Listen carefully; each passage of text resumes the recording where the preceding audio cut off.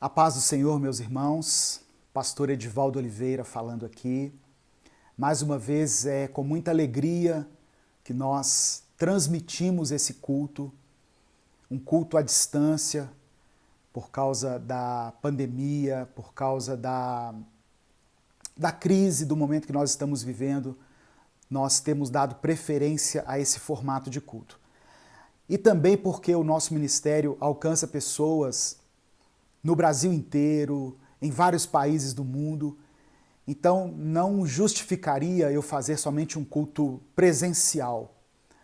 Então, eu glorifico a Deus pela tecnologia, pela oportunidade que nós temos de estar compartilhando juntos a palavra do Senhor, de estar orando uns pelos outros, mesmo à distância, mesmo de forma online. Mas o Espírito Santo, ele não tem limites.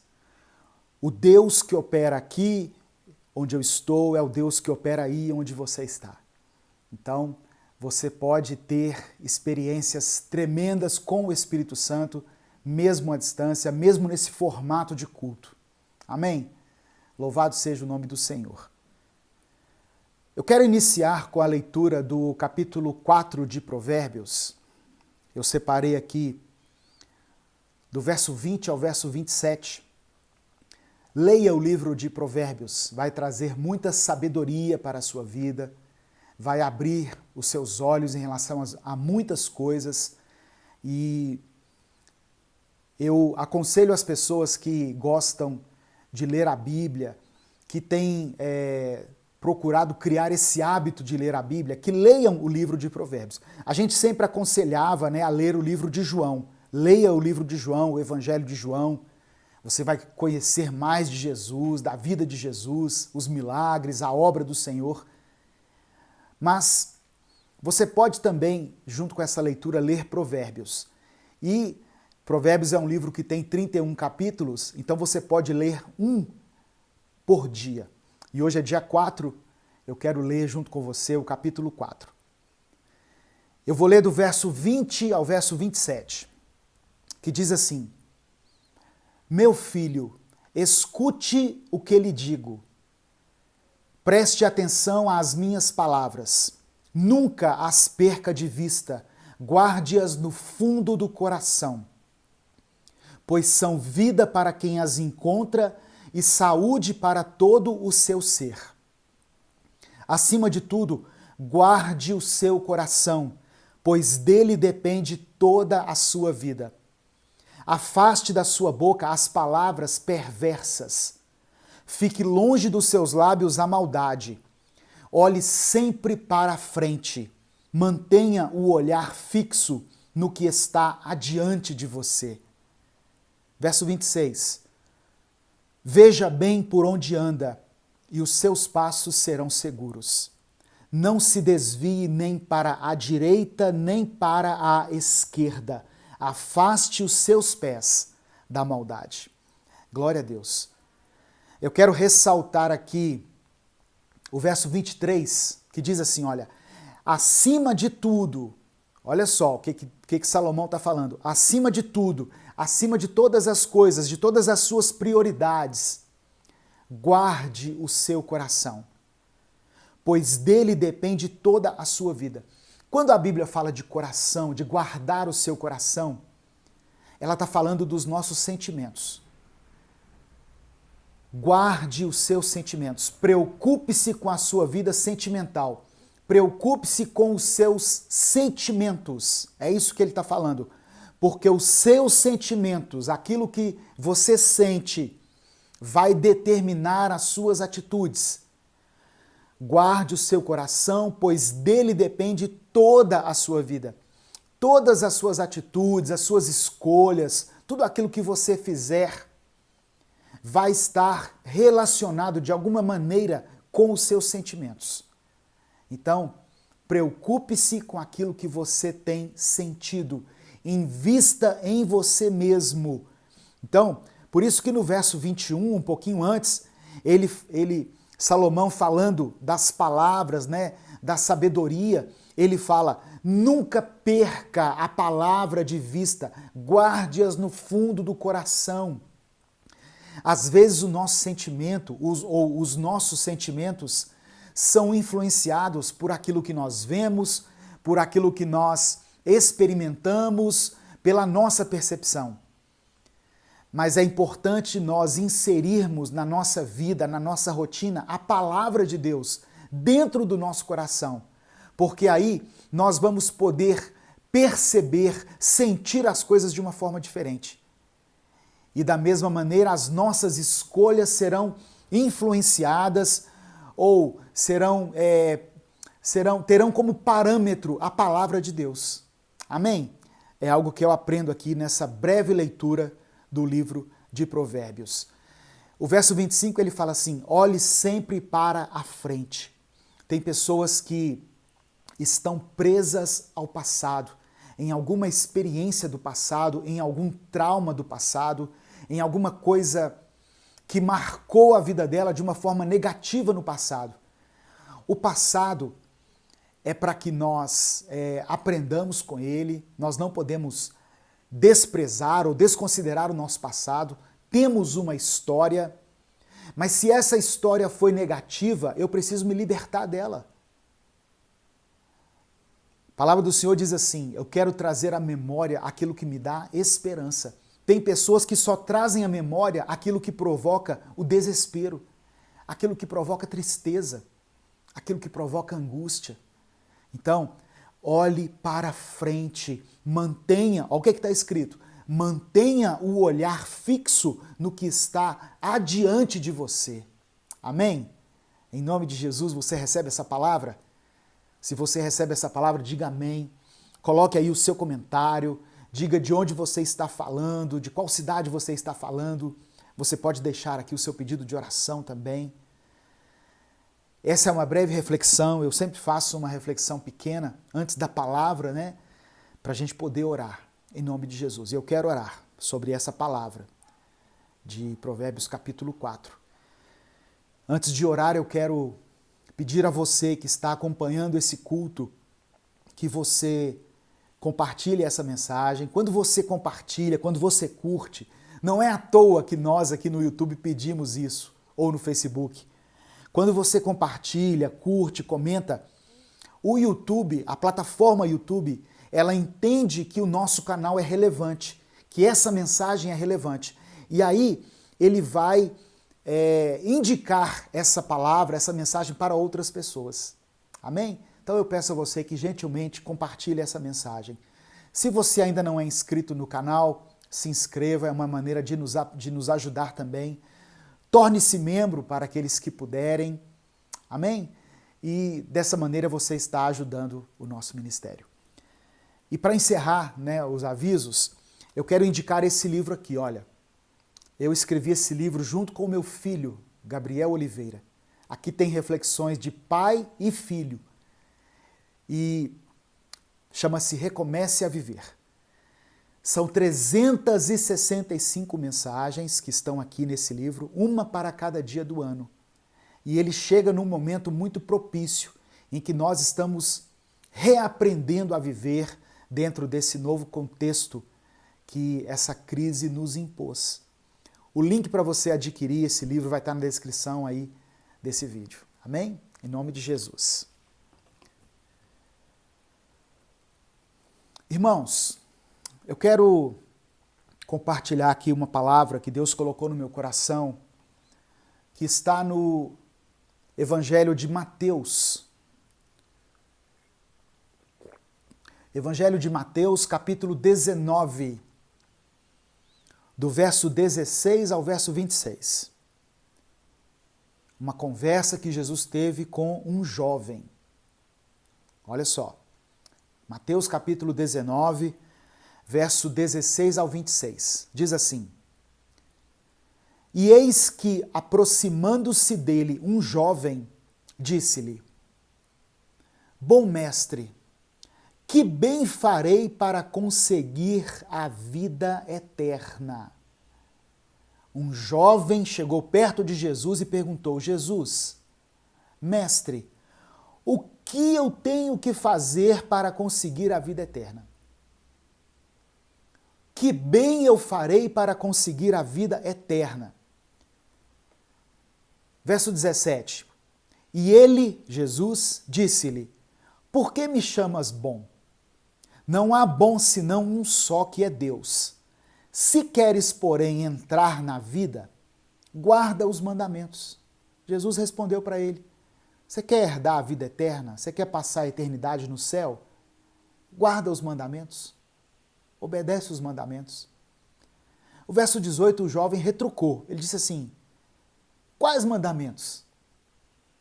E Jesus disse, Jesus citou alguns mandamentos, Jesus não falou todos.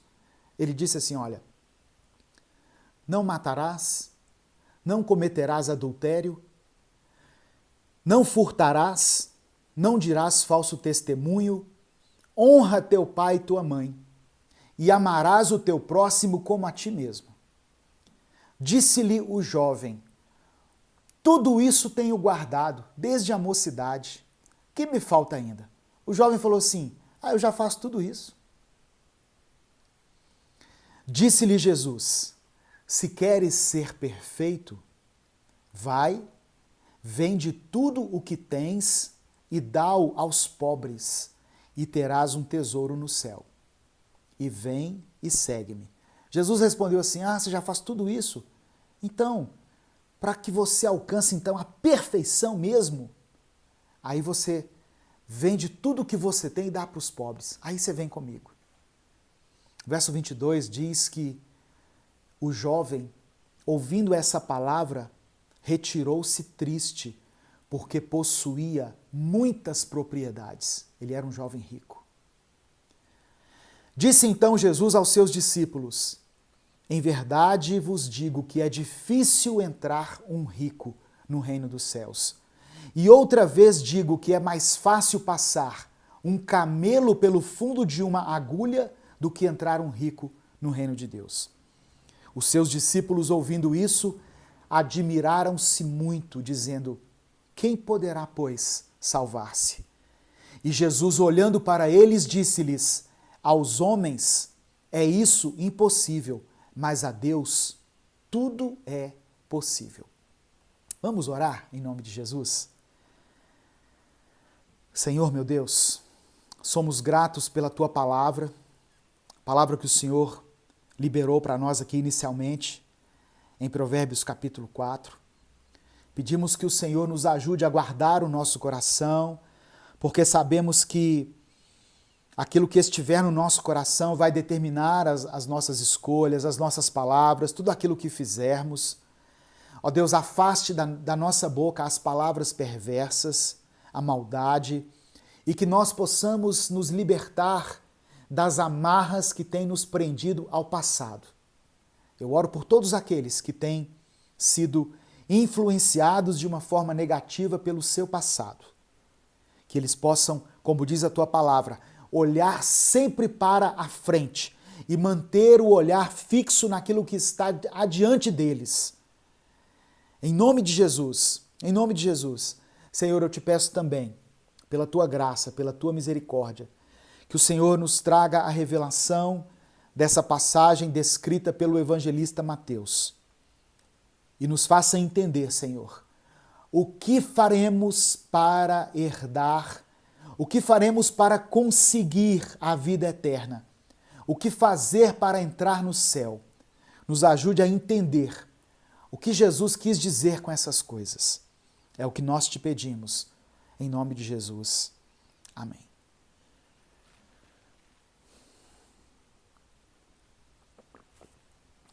Irmãos, a pergunta que esse jovem fez a Jesus é uma pergunta que tem sido proclamada por muitos séculos. As pessoas se perguntam: o que fazer para entrar no céu? O que fazer para conseguir a vida eterna? O verso 16, a palavra do Senhor diz que aquele jovem aproximou-se de Jesus. Primeira coisa que eu quero analisar aqui, ele se aproximou de Jesus. Ele era jovem, ele era rico, mas ele foi até Jesus.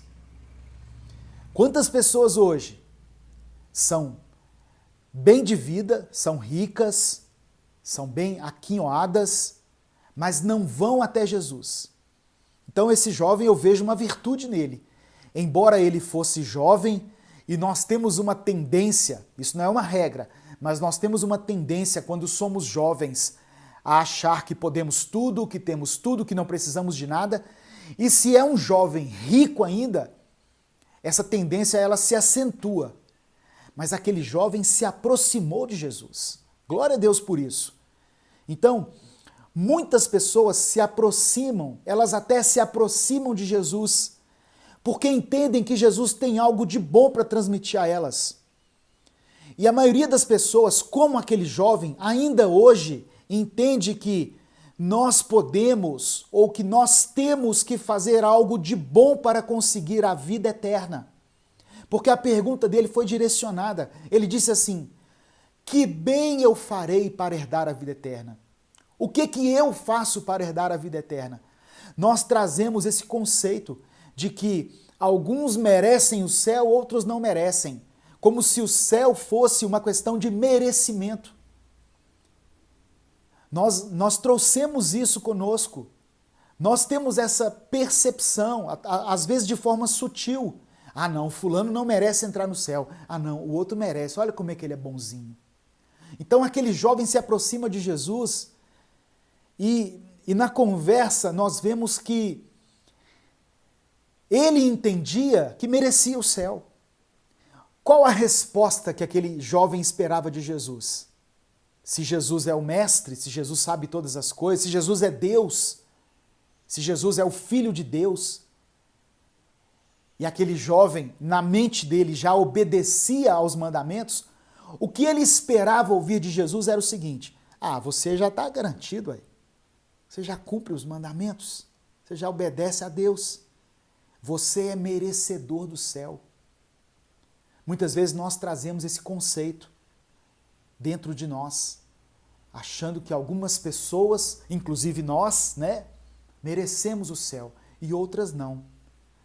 E é engraçado que Jesus ele quebra esse conceito lá na cruz. Você lembra que na cruz foram colocados ao lado dele 2 ladrões? Não era o bom ladrão e o mau ladrão, eram 2 maus ladrões. Não existe ladrão bom. Só que um dos ladrões disse assim, zombando de Jesus: você não é o Filho de Deus? Salva a você mesmo. Você não disse que é o Salvador da humanidade? Salva a você mesmo. O outro ladrão repreendeu o seu amigo, e falou: você não respeita a Deus nem estando sob condenação, nem na hora da morte? E ele disse assim: esse aí não fez nada, nós estamos aqui porque merecemos. Olha só, ele reconheceu que era pecador. E aí ele diz assim: Senhor, lembre-se de mim quando estiveres no teu reino. Oh, irmãos, ele estava reconhecendo que Jesus era Senhor. Ele estava reconhecendo que Jesus estaria daqui a pouco em um reino, que Jesus era rei. Em algum lugar Jesus era rei. E ele falou: lembra de mim. Ele pediu só uma lembrança. Pelo que Jesus liberou uma palavra para ele dizendo: ainda hoje você estará comigo no paraíso. Aquele ladrão foi salvo. Ele foi salvo. Qual boa obra que ele fez? A Bíblia não fala. Fala que ele era um ladrão. Se fôssemos olhar no contexto humano, aquele homem merecia ir para o inferno. O currículo dele era o quê? Roubar. Mas Jesus, diante do reconhecimento daquele homem, do seu pecado, do reconhecimento de que Jesus era Senhor, Jesus então concede a ele a salvação e a vida eterna. Amém? Então, a pergunta daquele jovem feita a Jesus é o principal questionamento da humanidade. Como que eu faço para ser salvo? E é também o principal fundamento que divide as religiões. É o que divide, um dos, tem vários, mas esse é o principal fundamento que segmenta as religiões. Algumas religiões acreditam que para nós sermos salvos, nós temos que fazer boas obras. Pois a salvação, na opinião deles, está ligada ao mérito humano. Para outros, a vida eterna é conquistada depois que nós passamos por várias vidas. Alguns acreditam que nós vamos morrer e nascer várias vezes, e a cada vez que nascemos nós evoluímos até que nós nos tornamos espíritos evoluídos.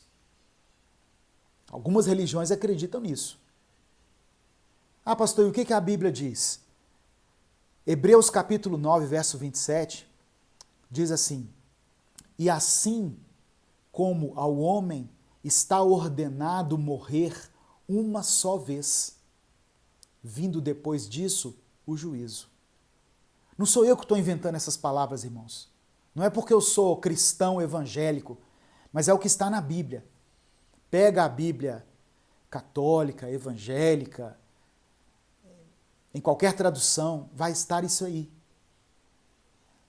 Ao homem cabe morrer, ao homem está ordenado morrer uma só vez. Então essa história de que eu vou morrer e nascer várias vezes, ela não tem base bíblica. Eu respeito a religião que prega isso, que acredita nisso, eu respeito você que acredita nisso, mas se você quiser saber o que a Bíblia diz a respeito, leia Hebreus capítulo 9, versículo 27. Amém? Existem instituições que acreditam que Deus não seria tão mau a ponto de permitir que alguém vá para o inferno. Tem outras religiões que acreditam assim, não, Deus não ia mandar ninguém para o inferno. Mas a Bíblia não diz isso. A Bíblia fala sobre salvação, sobre condenação. Em várias passagens. Eu vou ler algumas aqui depois, na sequência desse estudo. Então, o que nós precisamos entender é que a salvação, ela não está relacionada a algo que nós podemos fazer para merecê-la, mas ela está diretamente ligada à obra redentora de Cristo. Não é sobre o que eu posso fazer, mas é sobre o que Ele, Jesus, já fez por mim. Amém? Daqui a pouco eu vou ler alguns versículos que explanam isso que eu estou falando aqui.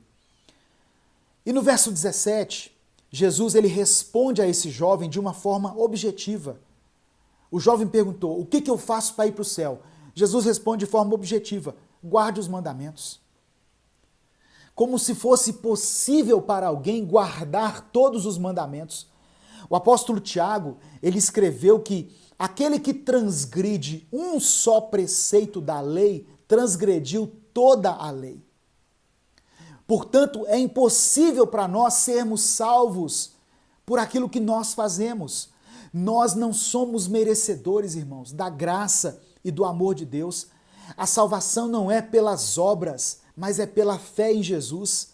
Então, quando Jesus fala assim com ele, guarda os mandamentos, Jesus estava testando ele para saber até que ponto ele se apoiava na sua própria capacidade para ser salvo. E aí Jesus menciona só alguns dos mandamentos. Eu quero analisar esses mandamentos com você aqui, os que Jesus falou junto com você, porque às vezes eu estou falando aqui, mas tem pessoas aí assistindo esse culto, essa mensagem, dizendo assim, eu também guardo os mandamentos, eu também sou uma pessoa boa.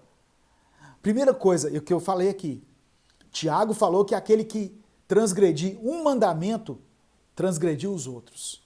Primeira coisa que eu quero dizer para você. Mas, ok, vamos analisar esses mandamentos aqui à luz da palavra. Jesus falou o seguinte, olha, o primeiro, que ele disse para o jovem, não matarás. Talvez você nunca tenha literalmente assassinado ninguém, glória a Deus por isso, né? E você se sente confortável em relação a esse mandamento. Não, esse mandamento eu estou livre, pastor, eu nunca matei ninguém. Só que a Bíblia diz, irmãos, que quando nós odiamos uma pessoa, esse pecado ou esse sentimento é semelhante ao homicídio. Quando eu odeio alguém, quando eu tenho ódio no meu coração por causa de alguém, Para Deus é como se eu tivesse assassinado essa pessoa. Aí eu te pergunto de novo, você nunca matou ninguém, mas você já sentiu ódio de alguém? Você já teve uma raiva assim, e às vezes a gente até desejou que essa pessoa morresse mesmo, na nossa mente? Nossa, ele podia ter morrido naquele negócio. Por que que ele não morreu, gente? Você já desejou isso para alguém? Seja sincero com você mesmo. Não precisa colocar amém aqui nos comentários, não. Ninguém quer te expor, te constranger. Mas eu sei que às vezes a nossa raiva, a nossa indignação chega a esse ponto de desejar a morte das pessoas ou de ter ódio de alguém. Para Deus, você cometeu o pecado do assassinato, do homicídio. 1 João capítulo 3, verso 15, está na Bíblia aqui, ó. Toda pessoa que odeia seu irmão é homicida. E sabeis que nenhum assassino tem a vida eterna em si mesmo. Então, esse sentimento de vingança, de ódio, ai que raiva, ele pode tirar você do céu, se não fosse o sacrifício de Jesus. Amém? Então, não tente conquistar a salvação por você mesmo. Quantas vezes, né, nós já sentimos ódio por alguém que nos feriu, que nos decepcionou, que nos maltratou, nos humilhou, nos traiu, que falou mal a nosso respeito? Para Deus isso é homicídio, tá? O segundo aqui diz o seguinte: não cometerás adultério. O que é adultério? É o sexo fora do casamento. Adultério é o sexo cometido por uma pessoa casada com alguém que não seja a sua esposa ou seu marido. Isso é adultério. Ah, pastor, eu nunca fiz isso. Amém, glória a Deus. Então eu estou livre desse esse mandamento aí, então eu escapei? Calma aí, vamos pensar um pouquinho aqui. Jesus falou o seguinte, em Mateus capítulo 5. Olha aí. Mateus capítulo 5, do verso 27 ao verso 29. Ele disse assim, olha: vocês ouviram o que foi dito. Vocês ouviram o que Moisés falou. Não adulterarás. Mas eu lhes digo, qualquer que olhar para uma mulher para desejá-la, já cometeu adultério com ela no seu coração. Se o seu olho direito o fizer pecar, arranque-o e lance-o fora. É melhor perder uma parte do seu corpo do que ser todo ele lançado no inferno. O que Jesus está dizendo aqui é o seguinte: quando você olha para alguém que não seja o seu cônjuge e deseja no seu coração e tem fantasias com aquela pessoa, na sua mente, para Deus você cometeu o pecado do adultério. Irmãos, a intenção para Deus é o pecado. Entendeu? Então, essas palavras deixam a entender que, se algum dia eu ou você olhamos para alguém do sexo oposto, ou até do mesmo sexo, né? No caso aí da homossexualidade e tal. Se nós olhamos para uma pessoa que não seja o nosso cônjuge e desejamos essa pessoa, ou tivemos fantasias com ele ou com ela, esse pecado cometido na nossa mente, para Deus é semelhante ao adultério. E inclusive pode levar à condenação se nós não nos arrependermos e confessarmos. E Jesus estava conversando com um jovem que disse que ele não tinha problema nenhum com isso. O jovem falou assim, não, eu já pratico toda a lei, eu já obedeço todos os mandamentos. É isso que aquele jovem estava dizendo. Como muitas pessoas devem estar dizendo agora também. Não, pastor, eu não sou isso não. Pois é, e a sua mente, como é que anda? E o seu coração? O próximo que Jesus falou, não roubarás, não furtarás. Esse mandamento, não roubarás, ele nos proíbe de tomar aquilo que não nos pertence, ou de causar dano aos bens do próximo. Ah, pastor, nunca roubei, eu não tenho esse hábito de roubar, não. Amém. Louvado seja o nome do Senhor. Só que quando a gente fala assim, irmãos, de não roubarás, imediatamente a nossa mente nos remete a coisas grandes, né? Roubos vultuosos, grandes quantias em dinheiro, por exemplo, um assalto a um banco. O roubo é um pecado em qualquer circunstância, seja nas pequenas coisas ou nas grandes coisas. O que assalta um banco ou o que fica com um troco a mais dentro do ônibus, para Deus é ladrão.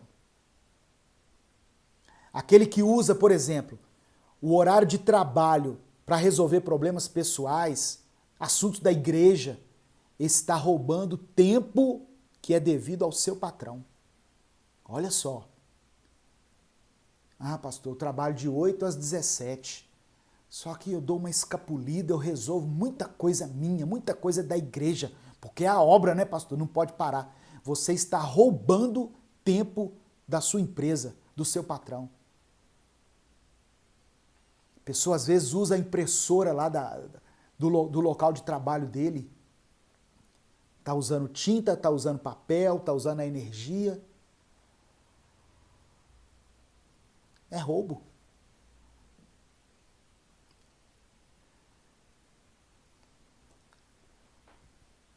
Chega na época de declarar o imposto de renda, por exemplo, a pessoa declara menos do que ganhou para não pagar imposto. Ah, mas porque o governo está usando mal o meu imposto, o governo é corrupto.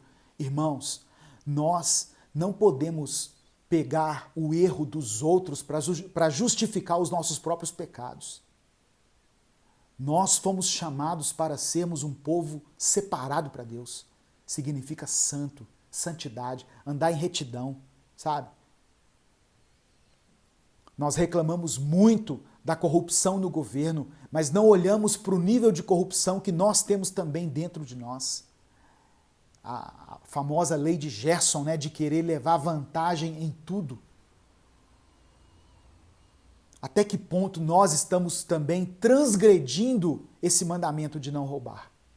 Muitas bênçãos que Deus nos deu foram para que nós abençoássemos outras pessoas, mas nós preferimos ignorar as necessidades alheias e continuamos simplesmente engordando a nossa conta bancária.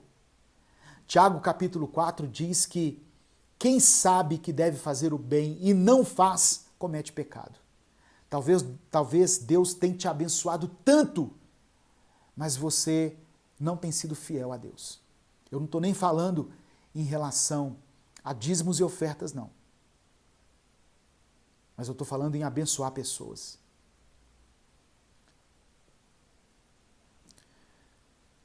Outro mandamento aqui que Deus falou com aquele jovem: não dirás falso testemunho. Então, quando a gente fala, quando a gente começa a refletir, irmãos, nesses mandamentos, só nesses aqui, porque tem outros, só nesses aqui, que Jesus falou com aquele jovem, a gente vê o quanto a nossa vida está errada e o quanto nós não merecemos a salvação por nós mesmos. Falso testemunho está relacionado, sabe a quê? Mentira. Não somente acusar alguém injustamente, mas também ao relacionamento diário com as pessoas que convivem com a gente. Às vezes a gente vive à base de mentira. A Bíblia, ela classifica a mentira no mesmo nível dos pecados que eu falei antes. E ainda coloca um agravante no pecado da mentira. Ela fala que a mentira tem um pai. E o pai da mentira é o diabo. Então, o propósito desse mandamento, não dirás falso testemunho, não mentirás, é eliminar a mentira, a falsidade, o engano do meio do povo de Deus. Provérbios capítulo 6, depois você dá uma olhadinha, destaca 7 coisas que Deus abomina. E entre essas 7 coisas está a língua mentirosa e a testemunha falsa, que profere mentiras. Quantas vezes você já mentiu na sua vida? E aquele jovem falou que para ele estava tudo resolvido. O primeiro mandamento que ele transgrediu ali foi a mentira. Que ele falou assim, não, eu já cumpro todos os mandamentos. Mentira! Será que na mente dele não havia passado nenhum sentimento ruim? Será que ele nunca havia desejado mal a ninguém? Nunca foi levado pelas suas emoções a praticar a maldade, ele não era diferente de nós. A palavra do Senhor diz que todos pecaram. Paulo escreveu aos Romanos, todos pecaram e destituídos estão da glória de Deus. Então nós pecamos. A pessoa mais santa que você conhece, mais boazinha, não, pastor, minha mãe é um anjo de candura. Amém. Sua mãe deve ser uma boa pessoa, né? Criou você, mas é pecadora também. Madre Teresa de Calcutá dedicou a vida dela a missões, a vida inteira servindo a Deus, é pecadora também. Todos pecaram. Todos pecaram. E o tempo não apaga os nossos erros, somente o arrependimento e a confissão. Provérbios 28:13 diz assim: quem encobre as suas transgressões, quem esconde elas, nunca prosperará, mas o que as confessa e deixa alcançará misericórdia. Pecado é para ser confessado e abandonado, irmão. Eu estou falando sobre o que faremos para conseguir a vida eterna. E eu estou tentando mostrar para você que por nossas próprias forças, pelo nosso próprio mérito, pelo nosso próprio esforço, nós não vamos chegar no céu, não. Você precisa de Jesus para isso. Amém? O outro que Jesus fala é: honra teu pai e tua mãe. Eu quero, em relação a esse mandamento, eu quero só mencionar aqui um texto escrito por John Gill, Dr. John Gill, que ele diz assim, olha, sobre honrar pai e mãe.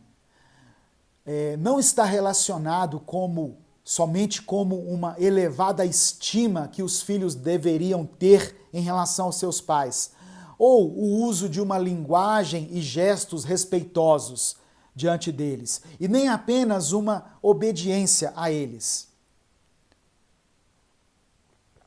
Mas honrar pai e mãe, segundo esse escritor, John Gill, está relacionado a alimentação, vestimenta, suprir os pais com as necessidades da vida, quando eles estiverem passando por alguma dificuldade. Isso é honrar pai e mãe, é cuidar deles. Ah, mas a Bíblia fala para deixar pai e mãe. Não é deixar, abandonar, largar o relento, não. É deixar no sentido de se desligar emocionalmente, geograficamente, financeiramente, porque tem gente pendurado financeiramente no pai e na mãe até hoje. Mas honrar pai e mãe é, dentro de muitas outras coisas, cuidar deles. Estar atento às necessidades deles. Não é só obedecer, como muita gente sugere, não. É dar apoio nos momentos de necessidade. É reconhecer que eles, pai e mãe, são autoridades sobre a nossa vida.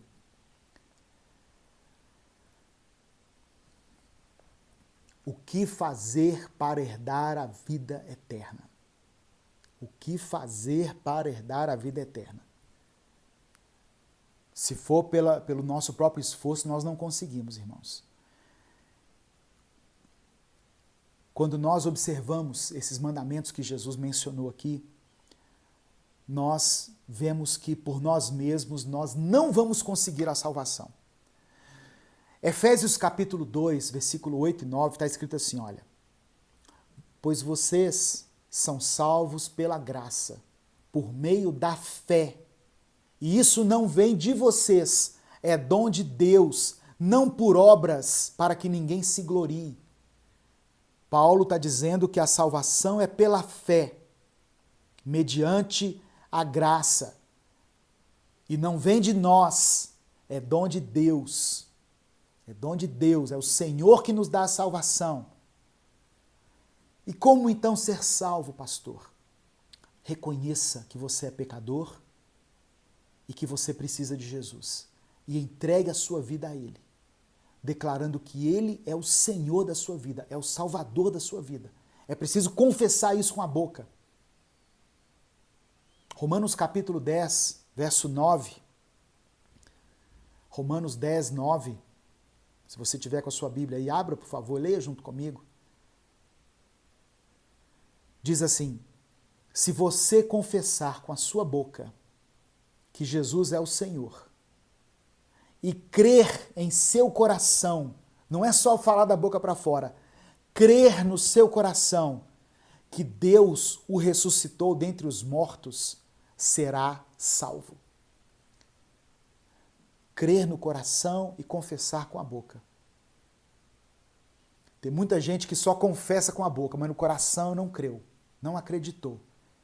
Porque quando você crê em Jesus e quando você confessa Ele como o Senhor da sua vida, você dá a Ele o controle da sua vida. Você pede que Ele direcione a sua vida. Tem gente que confessou Jesus só da boca para fora, mas continua vivendo uma vida afastada de Deus, uma vida de pecado, uma vida condenada, com atitudes condenadas pelo Senhor. Aquele que confessa Jesus muda de vida. Aquele que aceita Jesus e confessa Jesus, que recebe Ele no seu coração, ele tem uma conduta diferente. Todas as pessoas que se encontraram com Jesus tiveram a sua vida transformada e algo foi notório na vida deles. Você batia o olho e falava: esse aí encontrou com Jesus. Esse aí, ele está diferente. Ele se encontrou com Jesus. Ele realmente mudou de vida. Então, não é só ir para a igreja. Tem gente que fala assim: ah, não, eu estou na igreja. Ok, você está na igreja, mas e aí? O que mudou na sua vida? João capítulo 5, verso 24, diz assim, olha: eu asseguro, Jesus falando, quem ouve a minha palavra e crê naquele que me enviou, tem a vida eterna. Quem ouve a palavra e acredita em Deus tem a vida eterna. E não será condenado, mas já passou da morte para a vida.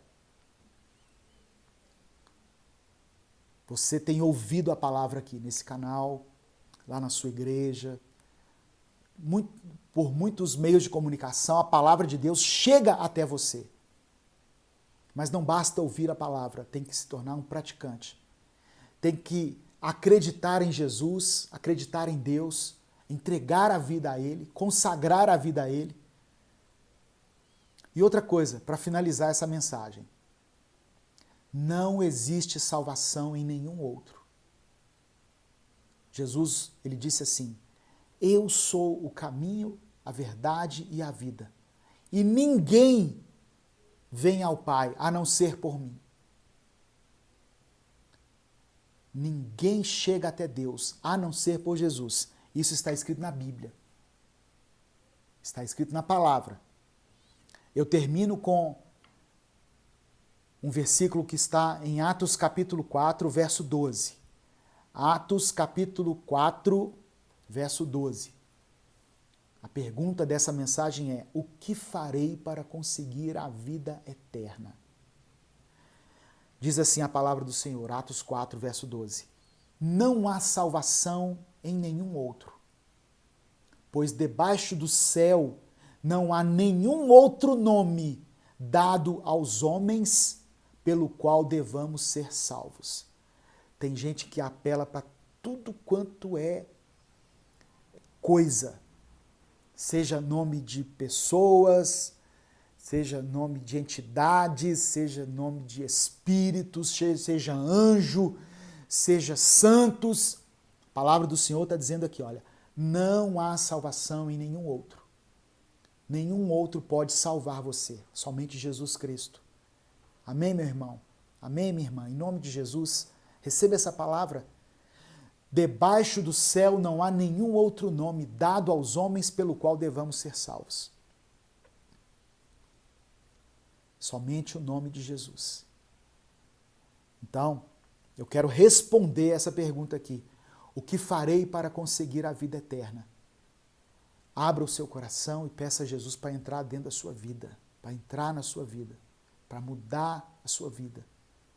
Somente Ele pode te dar salvação. Somente Ele pode transformar você numa nova criatura. Não tem nada que você possa fazer para chegar ao céu. Esforço nenhum, mérito nenhum, obra nenhuma. Ah, então por causa disso eu não vou fazer nada. Não, se você já pratica boas obras, continue praticando. Tem pessoas que o amor de Deus inundou ela de tal forma que ela quer expressar esse amor, ela quer fazer o bem para as pessoas. Glória a Deus por isso. Isso é louvável, isso é bom, isso é agradável aos olhos de Deus. Então é isso que vai me levar para o céu? Não. O que vai levar você para o céu é o amor de Cristo manifestado na cruz do Calvário. E se você nunca convidou Jesus para entrar no seu coração, Ele está esperando isso. E você pode fazer isso hoje. Ele não entra se não for convidado.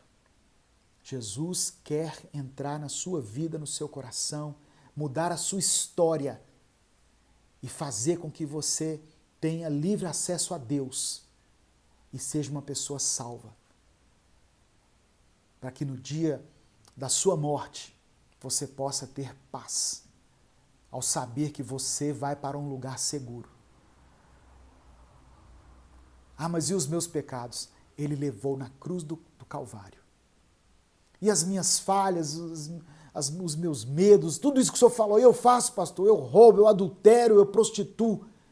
Jesus está chamando você hoje ao arrependimento, a uma mudança de vida.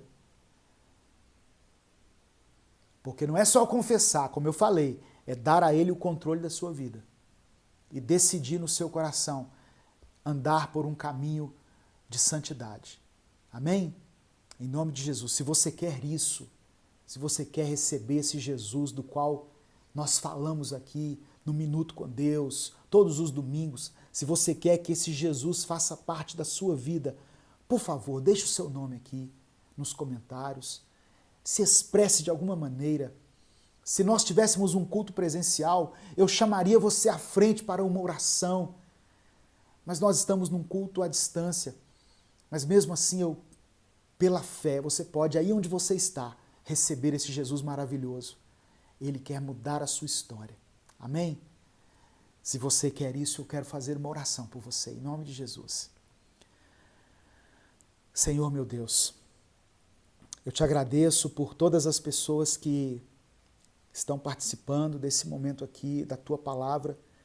Como é bom, Senhor, como é revigorante para nós ouvirmos a tua palavra.